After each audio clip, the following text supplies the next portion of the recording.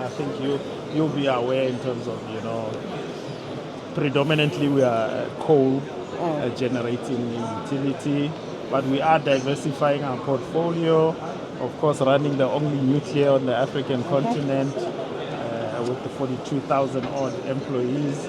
But as part of the HICA program, we have a green hydrogen project that we are currently driving. Eskom is in the fortunate position that you have really well-established relations with companies like MHI, Mitsubishi Heavy Industries, with Mitsui. When President was here last year, they actually thanked Mitsui as well for their assistance in stabilizing our energy situation and the lowering of load shedding. So I think from that perspective, we are really very lucky that, and for a very long time, they've been investing in South Africa. So we have companies like Yokogawa Electric that's invested in Eskom and Mitsui, MHI. So it's really wonderful that there's already a large network. So, and they regard the absolutely green ammonia, green hydrogen as a power source for the future. I think as far back as 2019, Eskom recognized that the need to decarbonize as well as the role of green hydrogen. We've been working with the South African government, the Department of Science, Technology and Innovation. We were part of the South African Hydrogen Roadmap. We've been part of the Department of Trade, Industry and Competition's commercialization strategy. Eskom being of the size and nature is a significant part of the South African energy system. We've analyzed our own energy business, looked at where green hydrogen can play a role in various sectors, and as my colleague Fundo has said, our first pilot project is at our Eskom Research, Testing and Development Business Unit located in Rocheville, Johannesburg. It's at our Innovation Center, and we will be constructing the pilot plant there, and that pilot plant will then give us a footing from which to understand the ability of green hydrogen and the role it can play in our business, to then be deployed to the various parts of our business. It will give us a place to grow our skills, grow our people, understand the technology, understand the regulations, codes and standards, understand the economics. I think we all recognize that green hydrogen, there's cost and economics that we need to fit into our energy system and our energy prices, and that will then give us the footing to then expand those solutions into the Eskom business. There's a company here called JERA.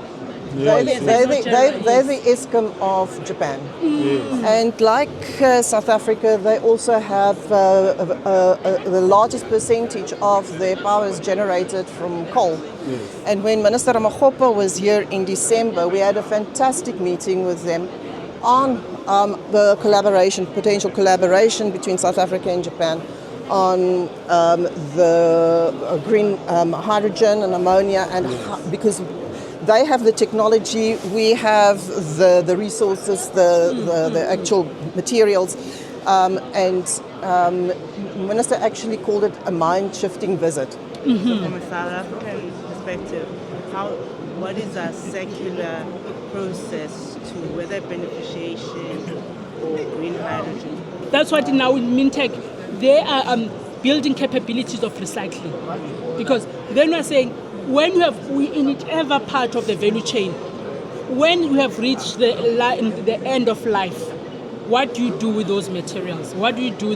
Then you need to recycle them so that at least you get, again, extract other benefits. Those are capabilities that we are currently trying to build at Mintech, to be continuous and consistent in supporting the skills base that we're feeding into the system. That's why even at the DSTI level, now we're saying, not only looking at the masters and the PhDs and the and the honors, you have to go to the high schools. That's when now your public and science engagement awareness program comes into effect. Because when you start grooming them at that level, in terms of the STEM, science, technology, engineering, and mathematics skills, you are then feeding from the bottom, from the grassroots level. because then that's where the sustainability comes in. Because if you only just focus on the image in the masters and the honors, that gap is still there. So we have to then go to the grassroots level. Hence, the department itself is very conscious to say, let's be pragmatic, let's be holistic in this approach of skills development. And then at the same time also, remember, as we're approaching this energy, it's about just energy transition as well.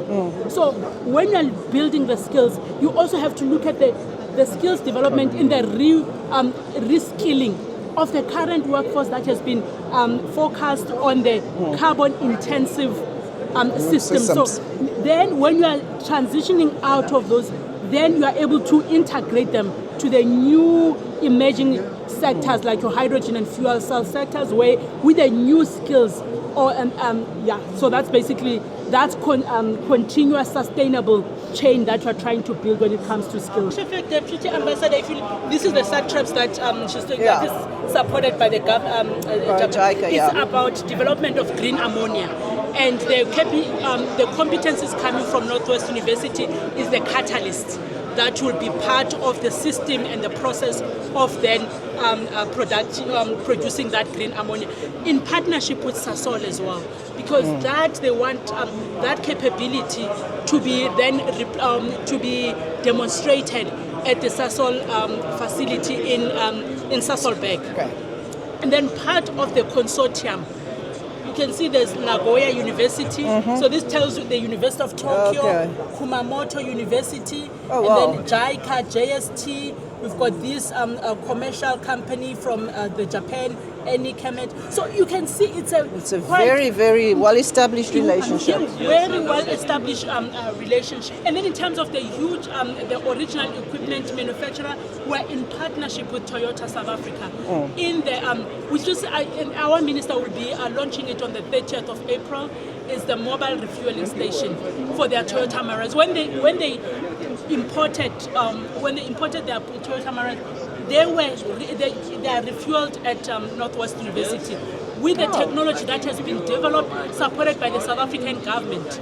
That's awesome. And it's that's a feel-good story. Now the other project that we are supporting as government, as part of what we're trying to do on the hydrogen, they are converting a Toyota forklift to a fuel cell powered forklift that has the technology, that stack that you see, it's going to be embedded and part that will be converting that fuel cell powered forklift. Yes. That's incredible. That is a really nice story, and I'm really very impressed. I mean, JICA has been such an incredible partner for South Africa. There's so many fields. There are so many fields that JICA is involved at, from agriculture right through to this. They are just an absolutely incredible agency to work with. And Dr. Tanaka, the head of JICA, has just been to South Africa. He was there in January, and he met with the president and with our foreign minister and with the minister of finance. So it was a very good visit as well.